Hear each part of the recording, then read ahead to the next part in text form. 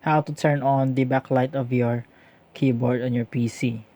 So if you find this tutorial helpful, please subscribe to this channel as well as clicking on that bell icon to be updated if there are new uploads here. So we are here on our desktop. So this is a Windows desktop. So we have a two types of keyboard, which are the expensive ones and the not so expensive ones, since it has different features. So for the expensive ones, just like Razer, Asus, and then Logitech, you will have a software just like this one, where you can manage or control the backlight of your keyboards. And also you will have some options here, just like the simplest one, which is the turning on and turning off of the backlight of your keyboard. So just access that one or install one in your PC so you can turn on the backlight.